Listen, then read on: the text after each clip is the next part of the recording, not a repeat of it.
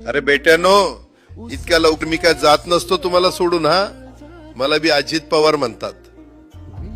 पण गऱ्यांनो, नियतीचा खेळ बघा. खरंच आज माझा हा प्रवास इथंच थांबतोय. मी नेहमी म्हणायचो राजकारण आपल्या जागी आहे, पण काम महत्वाचं.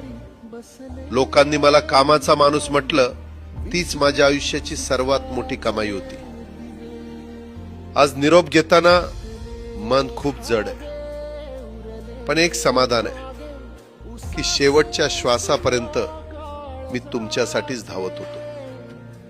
मी तुम्हाला शब्द दिला होता, जोपर्यंत माझे हातपाय चालतात तोपर्यंत तुमचं भलं करण्यासाठी मी झटत राहील.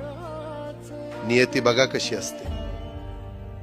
आज माझ्या हक्काच्या बारामतीच्या मातीत तुमच्या सेवेसाठी येत असतानाच माझे हातपाय कायमचे विसावले. पण मला अभिमान वाटतोय की मी रिकाम्या हाताने नाही, तर तुमच्या कामाची फाईल छातीशी धरूनच या जगाचा निरोप घेतोय. शेवटच्या क्षणीही माझ्या डोळ्यासमोर फक्त तुमचा चेहरा होता.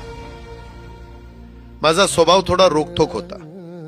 कधी कुणावर ओरडलो असेल, कुणाचं मन दुखावलं असेल, पण माझ्या त्या रागामागे फक्त एकच तडफड होती की माझ्या सामान्य माणसाचं काम झालं पाहिजे.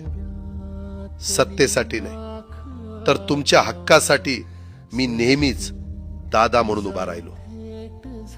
आता मी निरोप घेतोय, पण महाराष्ट्र थांबता कामा नये. माझी जबाबदारी आता मी तुमच्यावर सोपवतोय.